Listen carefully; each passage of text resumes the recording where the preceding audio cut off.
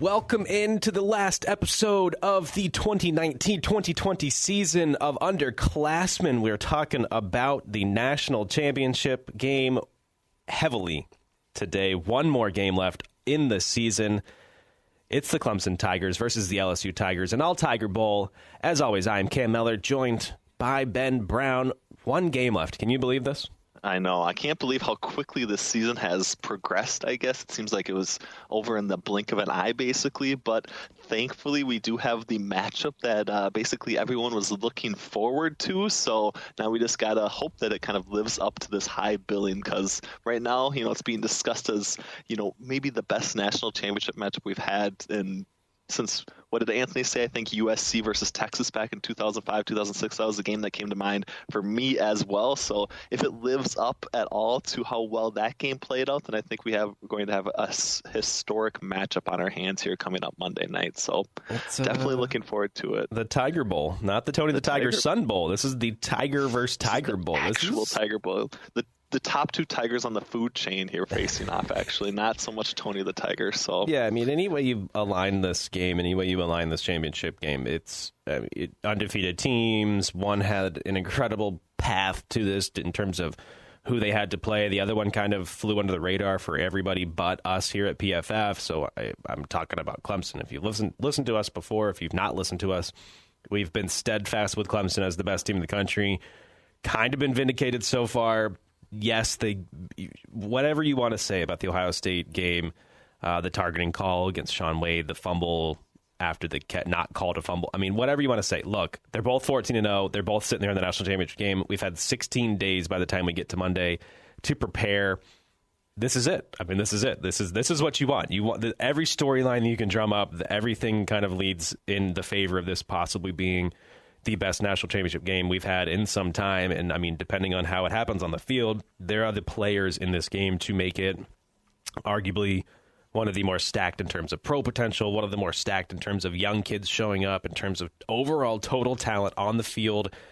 There are only like a few weaknesses. And I think that's what makes this game so vastly underrated, but also vastly, I mean, this could pass all of the expectations. Yeah, definitely. I think you kind of hit the nail on the head there. It's basically, looking at individual matchups or matchups, unit-based matchup, things like that. There are very little weaknesses with which a different team could actually exploit either of these two squads, which makes it kind of almost difficult to see what way this game's actually going to go. But I do, it's obviously going to be a quality matchup. It is interesting to see at least the line movement for how much LSU has received backing leading up to this bowl championship game. So it'll be fun. I'm definitely excited. I'm definitely waiting in anticipation for it to actually happen, but I'm also ready to kind of dive in here and get to it on the individual level for who we actually think is going to win some of these individual matchups that are going to determine what Tiger team is actually the most successful here on Monday night. So let's do it. Let's get in here.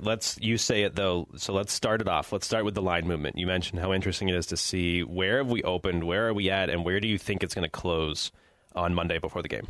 Yeah, definitely. I think we kind of have hit a stalemate at this point. 5.5 points has kind of been baked in a little bit. I do see it kind of moving even closer towards Clemson. I do see it at 5 in some spots, but I really think it's probably going to close here between 5.5 and 5. I think really early on when the line first opened, we were sitting right around LSU at 3.5 point favorites. That bumped all the way up to 6 points at certain things. I think we caught a lot of Clemson action at 6 points. We pushed it back down to 5.5. So I don't really see it getting back up into that 6 point range again. I do think there was a lot of Clemson backing coming in at that price. So I don't anticipate books moving back to that kind of key number. So I do think it probably settles in here between 5.5 and 5 points, and we kind of see where we're at with that. So I don't know. I think anything over a 3-point field goal value for Clemson is definitely a worthwhile spot to get your money in.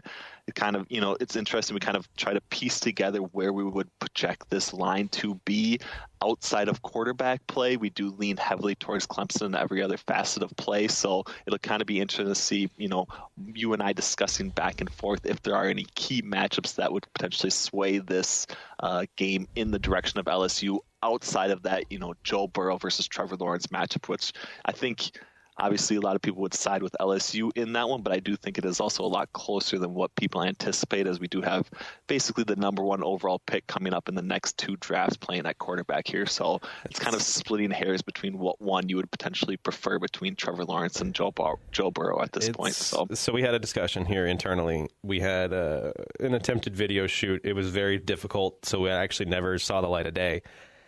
I was pro Trevor Lawrence in the video shoot, so let's just say I had to get my best act on, because as great as Trevor has been in his career, his entire career, guy's never lost a game as a starter since the sophomore year of his high school career. I mean, You're talking crazy numbers in terms of he's been a 5-star quarterback.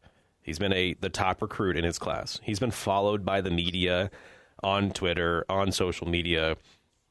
Basically his entire what is developing into his adult life. I mean, everything this guy does under a microscope. We saw struggles to open the year. They still won every game. We've seen him hit his stride. He is the highest graded quarterback since week 8. You take out those 2 interceptions against Louisville in week 8 in the first quarter. Guy hasn't thrown a pick. I mean, this guy closed his year on what looks every bit of like the first pick in 2021. But then you have Joe Burrow. A ho-hum, above-average 2018 season turns into this miraculous, amazing season. He rises from not even a draft prospect on the top list of top 10 or top 15 quarterbacks entering the season to now 100%. This guy's the first overall pick. And if the Bengals don't take him, I mean, we're talking crazy sense or crazy discussion points there from our draft analysts. I won't get into that. This is about the game coming up here. Burrow's 2019 season is the most decorated season by a college football quarterback in history, especially if he ends it with a national championship game. It is incredibly difficult to see him doing it against Clemson, though, in my opinion. So if before we jump into the matchup, so I wanted to do this. And I've been on the radio a couple different times, a couple different areas, knowing my audience, and I've been pretty steadfast in saying Tigers by 4. I just don't decide. I just don't pick which Tiger team wins by 4. That's a clever way to do it, yeah. So if you had to pick right now, straight up, not even the final score, but if you had to pick one Tiger team by a point total, who wins, and what would be that final point victory or that margin of victory? Definitely, yeah. I mean, I definitely lean towards Clemson covering. I will also say that I do think that their money line has value. If you're picking it up right around plus 190 to plus 200, I do think that is significant value on the Clemson Tigers money line. So that's definitely the direction that my money is flowing to. In saying that, I'm not necessarily completely confident that LSU doesn't win this game. Our green line model does give them a 58.3% win probability. I do think that's probably fairly accurate. So if I had to peg an exact number without any, ideas related to the betting markets and things like that, I would probably say LSU probably wins 3 points. I think they potentially, I think if they get the ball last, they're either going to come from behind, score that 3 points to win, or they're going to kick a field goal here at the end of the game to kind of seal the victory in Joe Burrow's, last stand sort of thing. So that's the direction that I would lean with no betting market involvement whatsoever. But all my money and direction is going towards Clemson at the current market price. So. Literally almost verbatim my answers that I've given everywhere else. It's whoever has the ball last. I mean, that's impossible to determine no matter what you do, no matter whatever model you have. It's impossible to determine who will have the ball last. And I think whoever has the ball last if it's a game-winning drive, you got to give the edge to either quarterback, whoever has the ball. I don't care what it is. And at that point, if you're sitting there down 3 or down 4, you're looking at this team winning whoever has the ball. So, I've said Tigers by 4. Maybe I said LSU when I was on the radio in Baton Rouge, and then maybe I said Clemson when I was on the radio in South Carolina. But if I had to pick right now, I'm going to go opposite you, and I'm going to say that 42% chance that we give Clemson to win, I think I would err on that side of that Clemson, just because I say there's a dramatic comeback attempt, there's a Travis Etienne broken tackle, and there's a Trevor Lawrence dime to T. Higgins using incredible body control in the end zone over not Derek Stingley, over somebody else. Somehow they figure out the matchup to get Higgins on somebody not named Stingley, not named Fulton, and they draw Delpit away from coverage. They pick on somebody else, and they find Higgins for a game-winning touchdown in the waning moments. So I would say Clemson by 4, if I have to say it and have to put my name out there. I've been an ACC stan for a while here, but I believe in this team and that South Florida speed that they have. So yeah, I love it. I mean, I can definitely get on board with that. I do think you touched on a number of really key points coming up as far as matchup specific things that we can definitely dive into. But, kind of my last point basically on the quarterback situation, if we were making a market betting line basically based solely on quarterback play that we have related to PFF grades, we would make LSU just a 1-point favorite. Again, that's basically the only category that we utilize where LSU would actually be favored in this game. So I do definitely agree with what you're saying in regards to Clemson being able to definitely win this game, and I do think they offer significant betting value. So I do love, kind of heading that direction as well. So it should be good. But I think you kind of touched on a key point, at least for me. One of the matchups that I'm definitely going to be watching is how they utilize T. Higgins. Of course, the majority, I think roughly around 90% of his snaps have come as a wide receiver, either on the far left or the far right side. Obviously, Christian Fulton and Derek Stingley have essentially stuck to directional outside play from the cornerback position. We do see Derek Stingley at right cornerback right around, 85 to 90% of his snaps. Of course, Fulton's basically the exact same on the left cornerback side. So them actually being able to move and utilize T. Higgins around to actually get him away from those two cornerbacks is going to be one of the key game within the game sort of situations I think could definitely determine if Clemson's able to actually overcome LSU and beat them here in this matchup on Monday. So It should be interesting to say the least. But it seems like Justin Ross definitely gets a lot more of the slot receiver snaps than what T. Higgins actually received so far in 2019. So 2018 Justin Ross, I would have said there is no issue that this guy is going to take over. We saw what he did in the playoffs in his freshman season. He has not had one of those games this year. Mm-hmm. He has not had a moment in which he has taken over a game. Now, that being said, he has all of the ability in the world. There's been some injuries. Let's hope 16 days off allows him, and what 32 days off since the ACC championship game. So one game in a month, essentially, they've played. Let's hope everybody's healthy. Let's hope Ross is healthy if you're a Clemson fan. But I think that's the matchup. They allow Stingley and they allow Fulton to stay on their sides.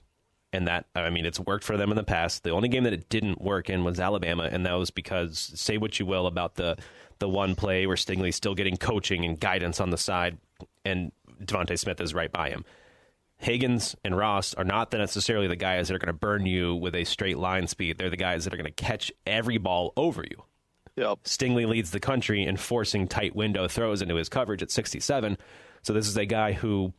he may not always get the interceptions. He may not always get the pass breakups, but he's making it more difficult for receivers to catch balls in his coverage than any other cornerback in the country. He's a true freshman, but if you don't follow recruiting, he was the top true freshman. He was the top recruit coming out of high school. So this is not a surprise. This is Derek Stingley, who's been doing it all year against guys like Colin Johnson, Seth Williams. He did it against Devontae Smith, but he had two lapses in which two bombs were caught on him. That being said, since the Alabama game, he has not allowed a catch over 25 yards into his coverage, and he's only allowed 10 catches on 29 targets. This is a ridiculously talented cornerback who holds the edge over just about anybody that he guards. Yep. Same with Fulton. Fulton's only allowed less than 50% of the targets thrown his way to be caught as well. So you have two lockdown corners on the outside who just have stymied anybody that they go up against. So if you're Clemson, you have to look for Ross maybe in the slot, Rodgers in the slot, or look for ETN out of the backfield. We saw Najee Harris make Grant Delpit miss 3 separate times on 3 separate plays. ETN setting the PFF record for most missed tackles forced per carry and per reception. So this is a guy who breaks everybody's tackle, essentially. No reason to believe if we see ETN versus Delpit in space, that is a matchup that will be exploited by Clemson and is a clear favorite for Clemson to win that one.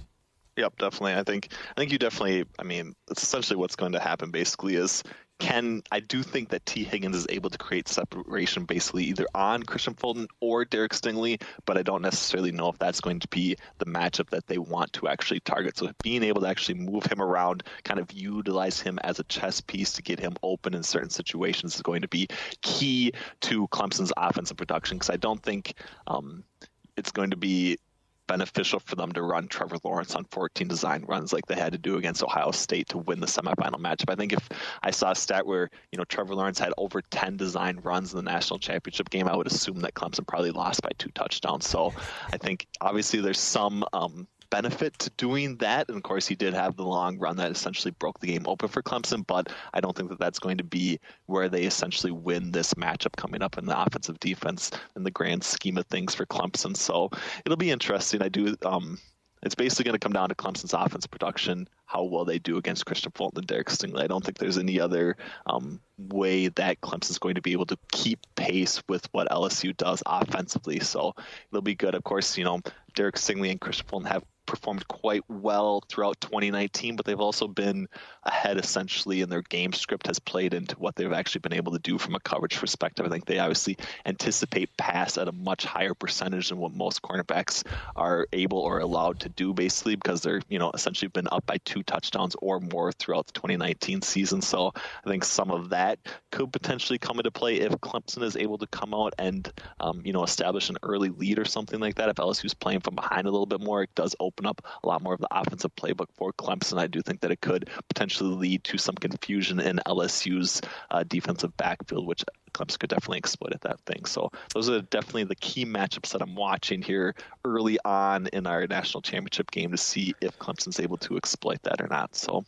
it's interesting too, because if you mentioned it, if Clemson is able to keep this one within a score, within 3 points, within 1 possession, and they're able to get kind of their running game going, LSU has not necessarily been the best at stopping the rushing attack this year. There's some high-graded players in run defense, but there's not a lot to... They have the best tackler, probably in all of college football, in Jacob Phillips, who has missed only 3 of his 88 tackle attempts this season.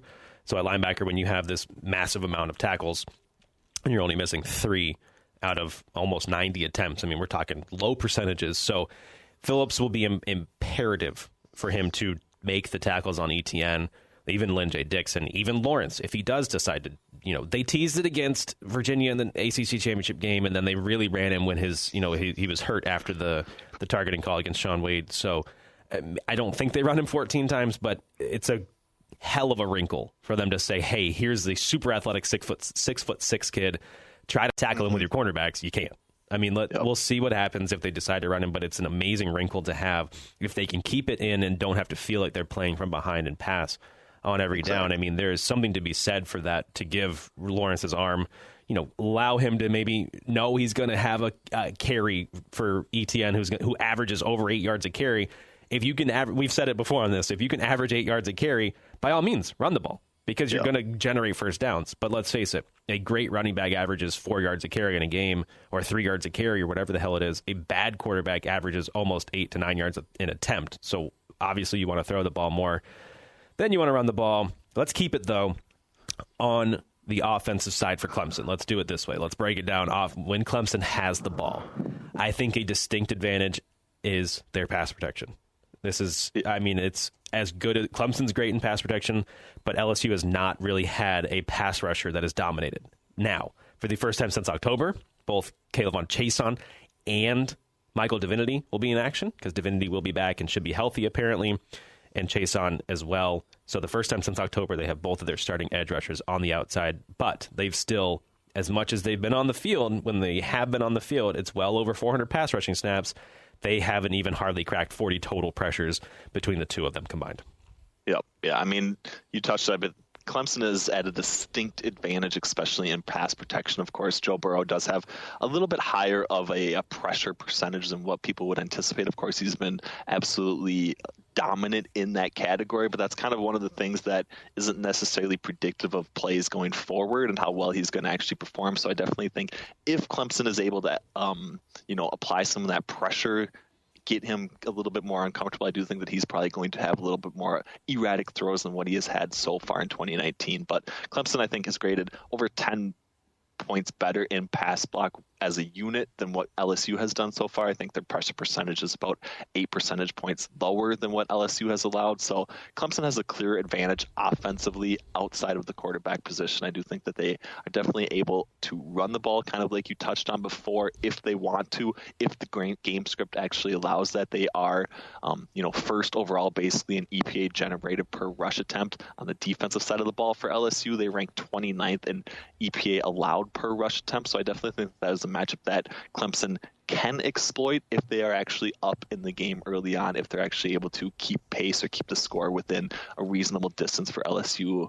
Then, those sorts of offensive play calls actually become beneficial in a lot of ways, and also are, able to keep the LSU offense off the field. So I definitely think that, the more we discuss it a little bit, I guess I should maybe step back from what I said earlier with the Trevor Lawrence design run call. If he gets over 10, designed rush attempts, I would assume Clemson lost by 2 touchdowns. Maybe, that would be indicative of Clemson actually being up and being comfortable and capable of actually running the ball on LSU, and potentially be a good sign for the Clemson Tigers here on Monday night. So them knowing how explosive the LSU offense is and taking the air out of the ball, so to speak, to keep their offense or allow their defense to rest. That being said, we'll get to Clemson on defense. I think they have the ability to rotate players like nobody else. If LSU does pressure Trevor Lawrence, I don't think they will a lot. They held Chase Young to just a sack and just 5 pressures on almost 40 pass rushes as well in that game against Ohio State.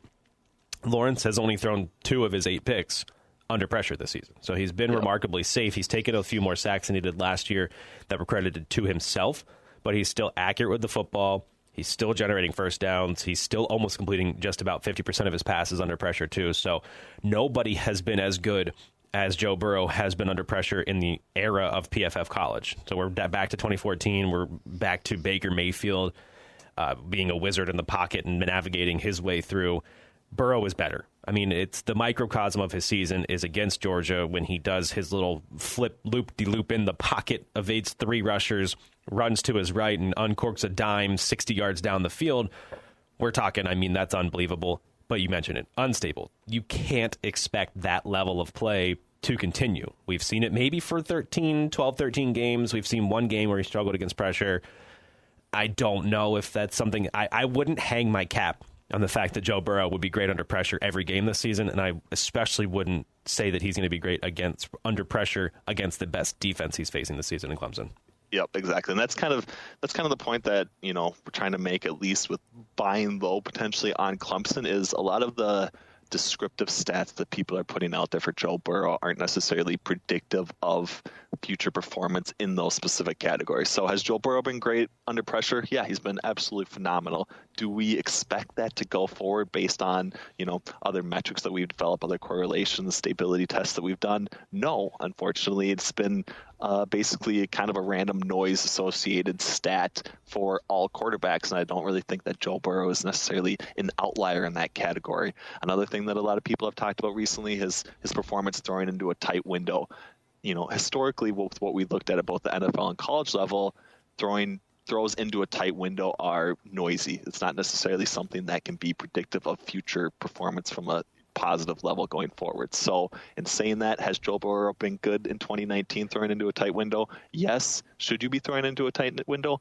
Maybe. Are you going to be successful throwing into a tight window in future because you have in the past? Not necessarily. So those are all things that have worked for Joe Burrow so far in 2019, but they could definitely turn into a negative in this national championship game going up against Clemson, which is definitely going to be the best defense that I think they're going to face here so far in 2019. So it'll be interesting to see how well he performs, in some of those crucial categories on Monday night. Let's get to the Clemson defense in a second here. Let's wrap up, I think, what is the Clemson offense. And I would be remiss to say that the 3 tackles they have. So we'll get to it. Clemson rotates their safeties, and I include Isaiah Simmons in safeties, and I'll get to why I do that in a moment.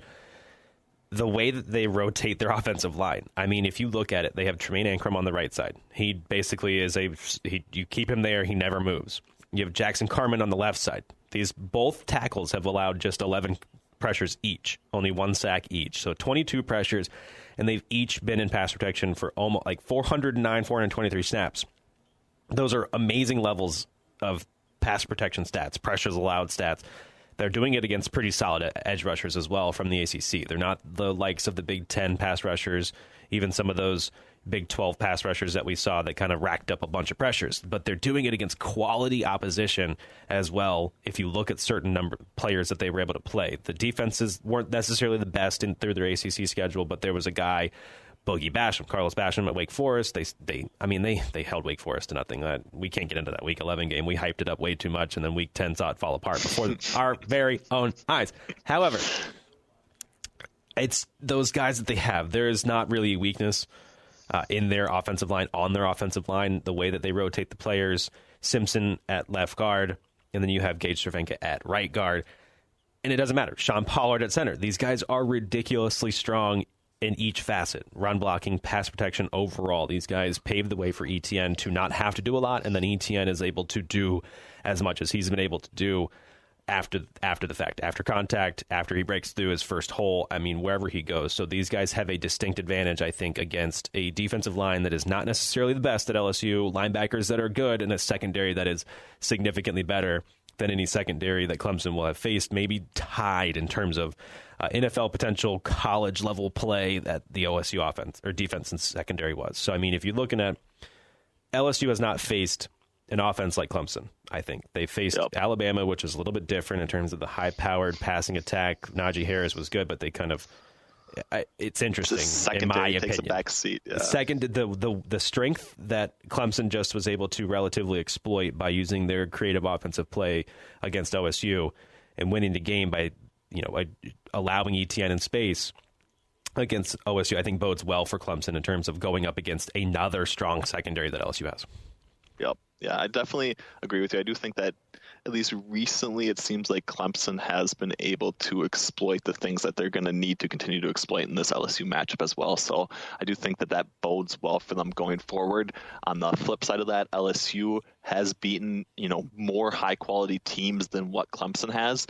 But I don't think they've actually beaten a team as good as Clemson or the way that Clemson actually will be able to beat them if they are actually able to do that. I do think that it's going to be a different quote unquote monster, I guess, for LSU than what they've seen so far here in 2019. So it'll be interesting to say the least, but I definitely think we probably teased it or discussed it enough. It's probably time to dive into that Clemson Tiger defense that is probably going to be the key unit to actually slow down Joe Burrow and actually have Clemson be victorious in this matchup. So it should be interesting. I'm excited to hear what you have to say about, some of these safety play essentially from the Clemson Tigers, because I do think that's going to be the key differentiator for how well that they perform against Clemson, or how well they perform against LSU, or if they end up struggling here to slow down LSU. I almost want to wait. I don't necessarily want to give it away yet. We'll get to it. I took a lot of flack for not giving Isaiah Simmons the best linebacker award at PFF. Logan Wilson at Wyoming was amazing, an old school throwback linebacker, and I think he should have won the Buckus Award. It's not a sexy pick to pick a Group of 5 player to win the Buckus Award or to win the best linebacker award, but the dude literally was the only linebacker in the country to have 90-plus grades in every facet. A throwback, massive linebacker, and I think if he runs a fast 40 at his pro day, if he gets an invite to a combine of some sorts and sees a scout, I think a scout will fall in love with Logan Wilson and has a productive NFL career. You've heard it first. We're not here to discuss the draft. We're here to discuss other things. A potential mismatch and exploitation for the Clemson defense before we get to their safeties, before we get to their linebackers and their corners, is on the interior of the offensive and defensive line. Tyler Davis is the highest graded pass rusher outside of Isaiah Simmons for that defensive line. So Tyler Davis is on the interior. He rushes from the interior of the offensive line. He leads the team in pressures. Lloyd Cushenberry, center for LSU, has allowed 29 pressures himself, leading LSU. He is their lowest graded pass blocker on the offensive line by some large margin. 29 pressures on 591 pass blocking snaps, but he's allowed 8 combined sacks and hits. If there is something that Clemson can exploit, it is putting Tyler Davis heads up on Cushenberry and allow Davis to rush the passer sort of unabated. I think he gets there, and I think he gets home with pressure. The other sort of mismatch is if Xavier Thomas can live up to what I think was the hype of maybe the offseason. This guy was shredded, was all over Instagram, social medias, being hailed as, the next in line for a first-round pick, a top 5 pick from the Clemson defensive line. He has not lived up to that hype, But we did see him against Ohio State. They moved him around the defensive line. He had not played 30 snaps from the right side of the defensive line at all this season combined. He comes up and he rushes the passer from the right side over 30 times against Ohio State. LSU's second lowest graded pass blocker is Austin Decluse at right tackle. So if they line him up back on the left side where he's rushed the passer all season long, except for Ohio State, I think that that's where we see maybe another sort of, you can buy into the hype of Xavier Thomas again, because he may have what is arguably one of his better matchups in terms of rushing just solely from the left against Decluse on the right. Yep. Yeah. I think you definitely touched on a really key point, especially with the Tyler Davis matchup. That interior pressure is by far the most valuable type of pressure that people actually put on. So I think if he is able to win that matchup and actually generate, even if he doesn't necessarily get the sack total as well, if he's actually able to disrupt Joe Burrow and his reads and his process basically from that interior side of things right up the middle, especially, I do think that that's going to throw LSU's offense off enough in order for Clemson to actually, keep pace or be ahead in a lot of these situations. So I do think if Tyler Davis probably gets over, somewhere around the 3 to 5 pressure rate, on the interior side, right up the middle, I do think that's going to be a key stat for why Clemson actually ends up victorious in this game if that occurs. So it should be an interesting one to watch here for sure coming up on Monday. So all right, I said it. I'm going to tease it. He's going for Isaiah it. Simmons. Look, the reason I didn't give this guy the best linebacker award is because he just doesn't play a true linebacker role. It's true. He filters down to safety. He plays slot corner more than he plays anything else. He lines up in coverage as a slot cornerback on 256 snaps. He's lined up as a free safety 127 times. He's lined up as a strong safety inside of the box, a strong safety or linebacker, only 240 times. He's lined up as a rusher on the defensive line another 106 times. He's lined up as a wide cornerback, 7 snaps. They trust him to do everything. They trust him to do anything.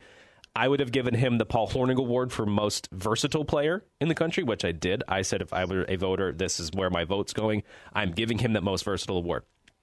What he was able to do and how he was able to sort of evade the PFF grading system for a while is that he just did not rack up a lot of these positive graded plays, big positives. He just slowly started to accumulate. So if you look at his game by game grades, and then also his sort of season accumulation. So if you look at him, every game grade is solid this season. But then if you look at it from, the stance in terms of at week 4, he was only, around a 70. At week 8, he was starting to accumulate more positive grades. He was around a 75. And then he gets to the point, you're at week 12 and he's up in the 80s. And then after 3 amazing games against South Carolina, Virginia, and Ohio State, he's now 87 into our elite bracket. So I'll lean on what Steve Palazzolo said. Our lead, guy's been around forever, essentially, and he knows more about the grading system than I think even the math guys that know the grading system on the back end. Steve says, yes, it should make sense to the layman. If you have a bunch of game grades in the 60s and 70s, that means you're grading positively. By the end of the year, you've accumulated all those positives to have a significantly higher grade. So Simmons is sitting there with only 1 game grade above 87.1, but his overall grade for the season is 87.1 because he's just slowly but surely every single game started to accumulate these positive grades and not having negative grades. So that's where I think it took a little bit of time for the PFF grading system to kind of catch up with Simmons. But here we are looking at this guy who back-to-back game grades in the 74 and over mark. So this guy roaming around the defense, allowed to do whatever he wants, essentially. And he's just, he's been amazing. He's been stellar. Yep. If you watch him, he will be talked about. He's a top 10, possibly even top 5 pick because he's whatever every NFL defense needs. Yeah, he's basically like this prototypical gadget player that can essentially line up at almost any position on the field defensively and have an impact. And I think, you talked a little bit about the PFF grades and the process and things like that, but it's kind of hard basically from, an understanding perspective without knowing the scheme to understand what Isaiah Simmons is actually responsible for or doing on a play-by-play basis in a lot of situations with how diversified he is lining up at different positions, his various responsibilities and things like that. So I do definitely think that he has, come on and graded much better than what he was earlier in the season. I do think that's maybe just an understanding somewhat of the schematic approach that Clemson has defensively for him. So he's definitely a player that is going to basically be the key for this Clemson Tigers defense if they're able to, confuse or at least knock off Joe Burrow a little bit, or at least get him, to not necessarily put up 7 touchdowns in the first half like they did against Oklahoma. I do think that he is going to be that key, chess piece that Clemson uses to actually slow down this LSU Tiger offense, basically. So it'll be interesting. But yeah, it's insane. I have not seen the position discrepancy for Isaiah Simmons compared to any other player like what he's had so far. He's lined up basically at every conceivable position on the defensive side of the football, and he's done, spaced around so much that I do understand why you didn't necessarily classify him as an in-the-box linebacker sort of player to get that, Butkus Award coming up here at the end of the season. Let's face it, the Butkus Award is named after a true in-the-box middle linebacker. Middle linebacker, yeah. Come on, give it to the guy who was the best middle linebacker in all of college football. Even if you want to just call him an inside linebacker, Logan Wilson was amazing. Simmons is better than Logan Wilson. Fine. Say that as you will. Simmons is not a true linebacker. Simmons is the most versatile player on defense. He's the Rondell Moore from 2018 that Rondell Moore was on offense. He's amazing. He's ridiculously talented. I think the best part of the Clemson defense, though, is the fact that defensive coordinator Brent Venables allows these guys to roam around the field. If you look at it and you look at their highest graded players, it's safeties. It's their safeties. All three safeties. All three safeties. Yep. And if you look at their Muse is more of the position. Yeah, Muse is the kind of Tanner Muse is the kind of guy who comes downhill and lays the wood in the run game. Simmons, great across the entire field. Kayvon Wallace is the best in coverage of the trio. And then you also have, it doesn't matter who lines up back there, to be honest with you. He allows, you could throw Denzel Johnson in there too. He allows them to roam the field and sort of play. When you have this many talented safeties that are also 6'3", 6'2", 6'4", and you allow them to play in the box as a linebacker, or if you put him in a three-point stance and rush the passer, it is a confusing defense to figure out. So I'll go back to this Ohio State game, and then I think we should flip because I've been very pro Clemson. I've been defending my points, but I'm going to say one more thing. I think if you look at it, Justin Fields had 5 turnover-worthy plays all season long. Heading into this game, he threw, I think it was 3. One might have been reviewed and not necessarily his fault, and then the receiver ran the wrong route. That's just what this Clemson defense does. They confused who was the second best passer on passes 10 or more yards down the field in Justin Fields. The next best passer on 10 or more yards down the field, the best passer in all of college football, Joe Burrow. So if they've shown this track record, even against the toughest quarterback they had played all season long, to confuse him, to cause turnover-worthy plays, to cause receivers to run the wrong routes because they just simply weren't finding holes. The biggest highlight play that they had was a Garrett Wilson, amazing, crazy body control catch with pass interference on him. And then after that, it sort of seemed like the Clemson defense was stymieing the OSU offense, and that's really what I think ultimately won the game for them is the fact that, they kept him out of the end zone. That obviously you're going to win a game when you do that. However, that I think it bodes well if you're a Clemson fan to look at that and say, okay, we figured out Justin Fields. We can figure out Joe Burrow. Yep. I do think it's probably a little bit different of a monster figuring out Joe Burrow as opposed to Justin Fields, but I do think that Clemson has the capabilities of do it. Switching over maybe more to this LSU offense, of course, everyone's talked about Joe Burrow. We know how good he is. My question, I guess, then would be what wide receiver do you actually see emerging and winning his matchup? If you were going to bet an over reception prop for one of these LSU receivers, what one would you lean towards at this point?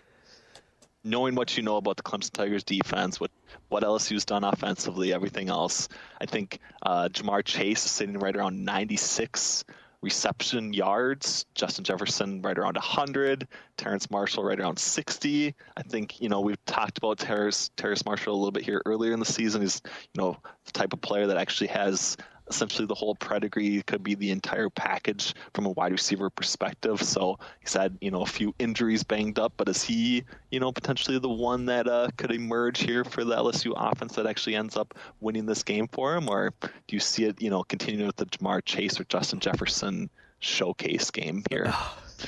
You put me in a tough spot, and I'll say what I said the other day.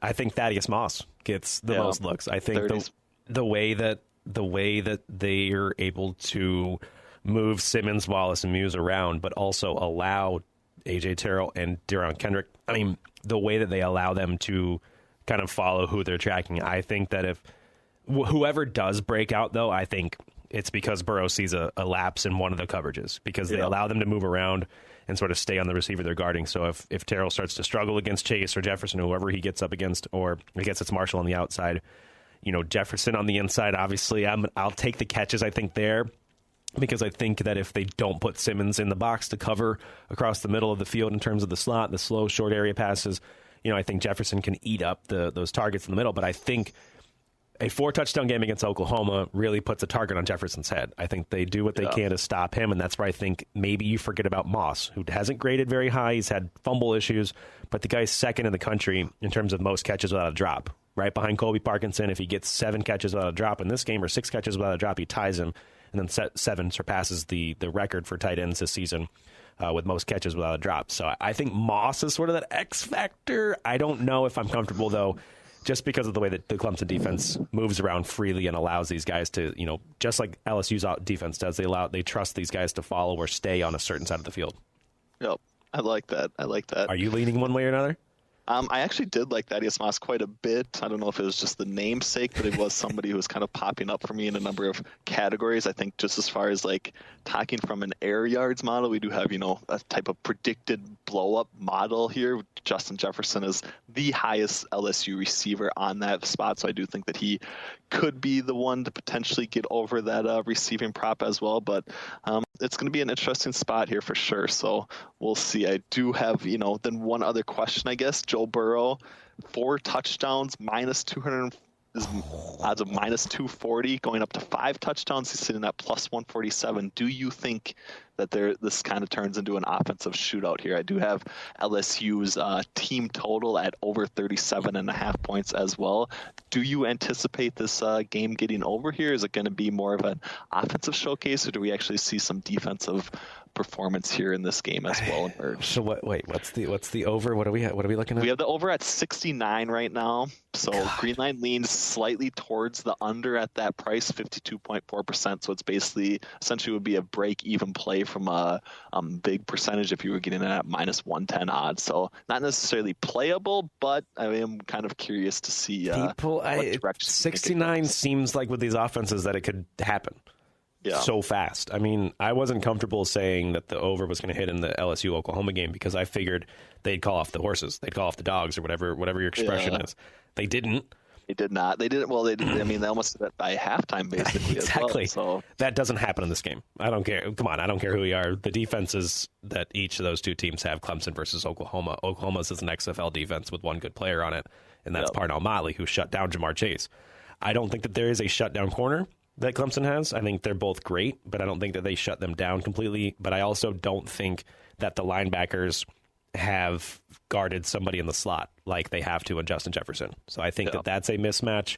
I think Moss, then if you have to key on Jefferson, Moss is freed then for more yards. I'd be comfortable saying 4 touchdowns, not anything over for Burrow. I know that he's a different animal. This Clemson defense is a different animal, though. They're amazing. They're rock solid. And I think that honestly, like a 38-31, a 35-31 sort of finish is kind of where we're heading. 42-45, though, also in play. Oh, God. I mean, 69 is a great line. You have to think about it. 69 doesn't seem like a lot of points, but 69 is a lot of points in a game when 35-31 doesn't even come close, essentially. So, I mean, you're talking sweating it out, but also not hitting. I don't know. I do think it's a great line as well. I do think it's a little bit inflated just with what LSU and Oklahoma actually had happen in the semifinal game. But, that was a spot where Green Line definitely liked the over. We're obviously justified in that, basically once the game actually played out. But I think 69 is a great price. I think if I had to take it, I would probably lean under as well. But I do I asked mainly because I'm kind of intrigued by this LSU team total for some reason. I don't know why, if I'm, considering stepping in front of a freight train or what, but I do think under 37.5 is potentially in play for that LSU under team total. I would agree. I mean, how good was the Ohio State offense, and Clemson limits them to 23? Yeah, and I think that's kind of Clemson's MO. I do think that they are going to be able to slow LSU's offense here.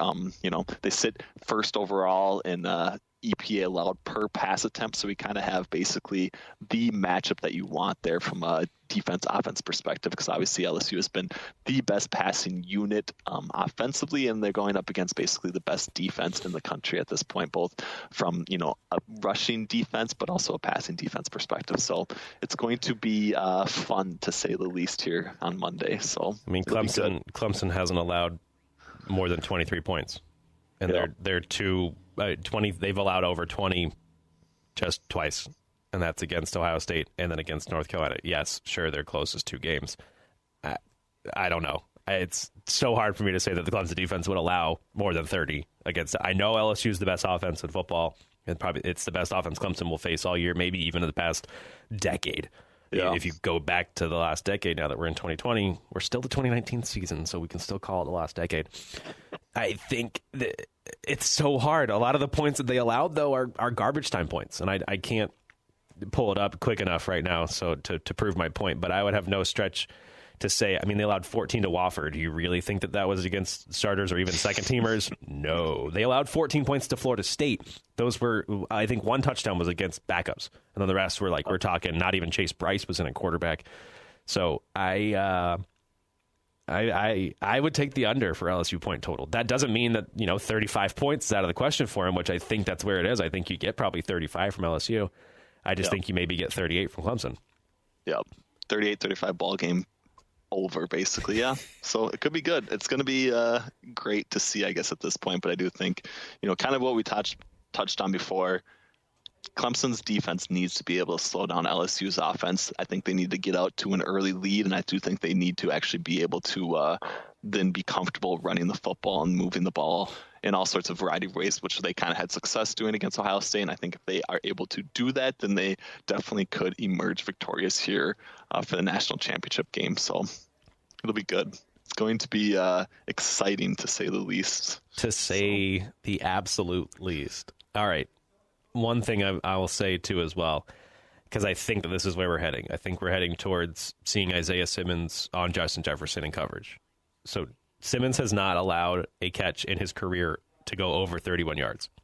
He has been in coverage 890 times in his career. He has been targeted 106 times.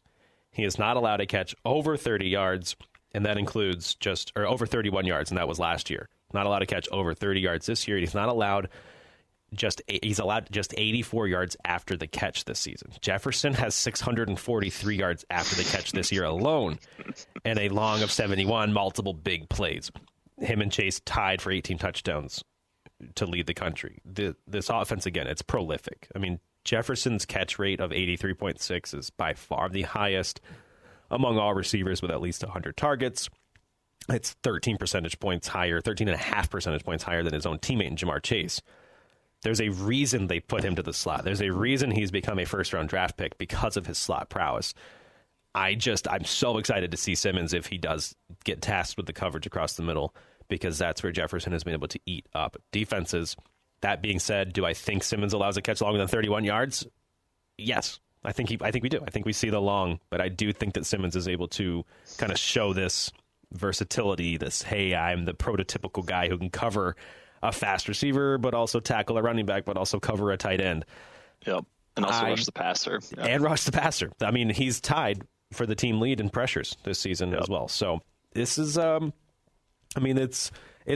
we teased it at the beginning of the show. This is everything you want to in a matchup, and we've been talking about it for 13 days now, and we'll talk about it for 3 more days going forward.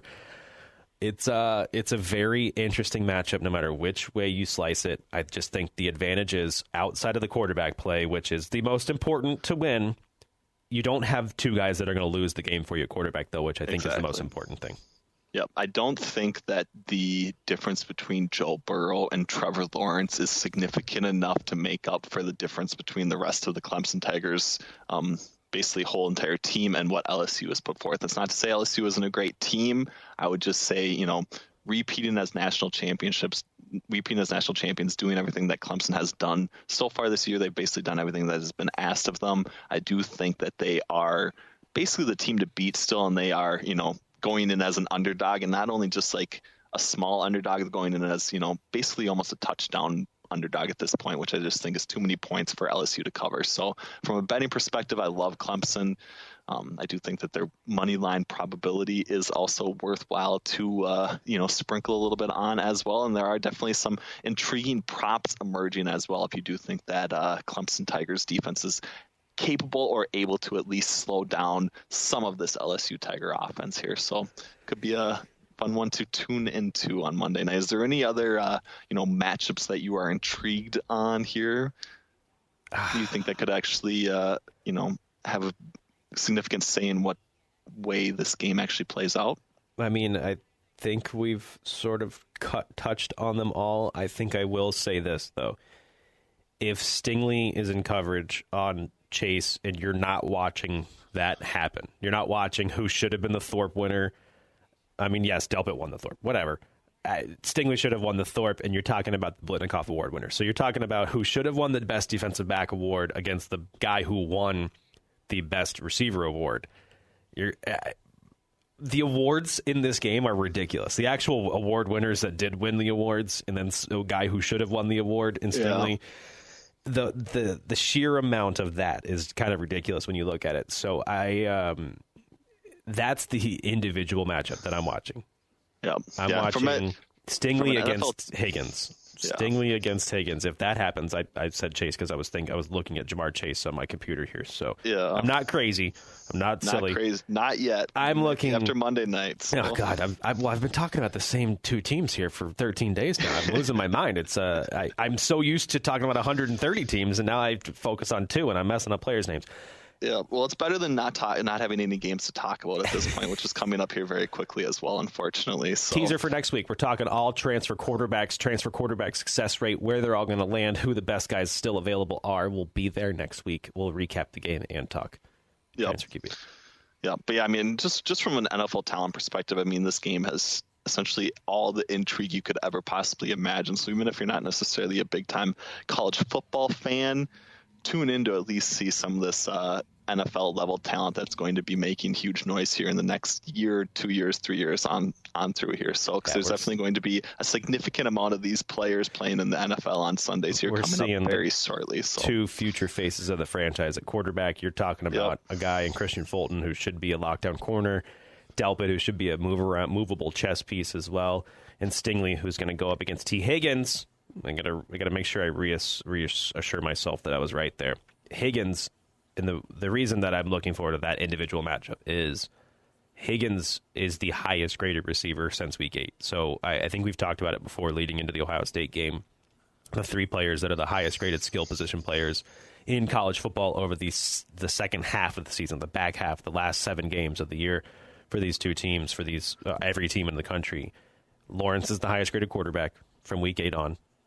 ETN is the highest graded running back from week 8 on, and Higgins is the highest graded receiver from week 8 on. So if you want to look at who the highest graded cornerback is going up against the highest graded receiver, you have Stingley versus Higgins. When that is, they line up 1-to-1, 1-on-1. Stingley usually is in press coverage, press man on the outside. If that is the case, watch Stingley, who will give up a few inches to Higgins. Obviously, everybody gives up a few inches to Higgins. He's massive. Yep. I just watched the ball skills from both of these guys. It is absolutely must-watch TV. If you need to record the game and rewind and watch it, if you're just enamored with the quarterback play and then want to go back, record it, watch the game, and then watch the game within the game, and that is these individual matchups from these talented, super talented guys. So I think that's the number one that I'm looking forward to. It's when Stingley is against Higgins one-on-one. Yep. Hopefully we see that matchup. I think we'll see around 50% of coverage snaps for Stingley coming up against Higgins, but we'll see how much the Clemson Tigers move Higgins around here, because he's been, essentially pretty consistent on the outside, running both, from the left and right side. So I do think he probably sees an even amount of Fulton and an even amount of Stingley here. And if he is able to exploit either one of those matchups, I do like Clemson's odds of not only covering, but potentially emerging victorious here. So it'll be absolutely. So here we go. It's coming up quickly. So everyone strap in. So all right. Did I change your mind by chance? Do you think Clemson can win? I just believe Clemson win. I think you've now convinced me to at least bet Clemson's money line as well here. So look, I know Dr. Eric Eager is putting quote unquote some cheddar on the Clemson Tigers. So and Higgins himself. Yep, we've been going back and forth on some player props. We definitely like T. Higgins over as well. I do think that he is able to get over that receiving yardage. Sitting right now roughly around 83.5, just seems pretty low. Justin Roston at 65.5. I think one of those two players is definitely going to go over in this game. I would lean towards the under on either Justin Jefferson or Jamar Chase. It's just identifying what one of those two is not featured has kind of been the struggle here at this point. So that's, essentially where the early leans are on player props, but it's great that we have, so many player props coming in early in the week, because we usually don't get them until about an hour before kickoff time. So I definitely hope at least that the market is moving in the direction of releasing these player props earlier, because they're definitely a spot that some people tuned into college football could definitely exploit here from a betting perspective if they wanted to. So it'll be good. Maybe listen to us and pay attention, and maybe you can win some money.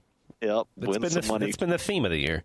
Yep, and it's worked out okay so far here. So we'll continue on with that trend. If you want to win money this underselling, weekend, underselling. Clemson money line, Clemson spread, T. Higgins over, I think are the three things that I'm definitely targeting here so far Monday. But we do have a player props article that we're set to drop here over the weekend, might be coming even Monday morning as well. So definitely check that out here in anticipation of this national championship game Monday night. So, all right. You heard it first. Clemson money line, Clemson spread, T. Higgins. Book it. It's going to happen. I'm going to throw another wrinkle in here before we go, because I'm going to tell you, just like everybody should know by now, there will be an injury that dramatically changes this game. Yeah, it's going to happen early. Some potentially targeting call or something. Exactly. Something's going to happen where somebody won't finish the game, and everybody, if you bet one way or another, you're going to be pissed and you're going to lose a player, or something's going to happen that's going to dramatically change it, and there will be an unsung hero that does not necessarily had his moment to shine this year. I think something happens where somebody comes out of left field, so to speak, or somebody comes out of left wide receiver and does something crazy. I guess that doesn't really apply. Left field works better than left wide receiver does. So somebody comes off the bench, somebody comes and makes a play that hadn't necessarily shown the ability to this year, whether that's Justin Ross playing up to the 2018 level of play that we saw from him, a different story. We shall see. Intrigue across the board at every position. It's the national championship game. How can you not watch? It's been the most watched college football game in each of the past 6 seasons. How could you not watch? You better be tuned in on Monday, and you better be following along on our Twitter channels. I believe our main account at PFF is going to have heavy coverage, and I believe and I know at PFF College we'll have a bunch of coverage as well. And then, I think you're going to talk about it. I'll talk about it. Well, I think everybody at PFF will finally be talking about it. For guys that don't necessarily usually, quote unquote, care about college football, they will be tuned into this game, because for a lot of these guys that are NFL guys, but also needing to know some of the next players that are being in the NFL draft, they'll get their first taste of college football on Monday night as well. So it'll be a lot of fun to actually follow along with all these PFF guys and see, these NFL guys who watch nothing but NFL football get their take on this game as well, because let's face it, they're going to be analyzing Burrow and Lawrence for the next 10, 15 years. Yep, exactly. So it'll be fun. It's going to be great. And hopefully the game lives up to the hype. I definitely think it's going to here. So there it is. Live up to the hype. Clemson money line, Clemson over. And if push comes to shove, just tell somebody, if they ask you who you're going for, say Tigers by 4. Tigers by 4. For Ben Brown, I'm Cam Mellor. This was the last pregame edition of Underclassmen for the 2019-2020 season. We thank you for listening all year, and we thank you for listening to this episode.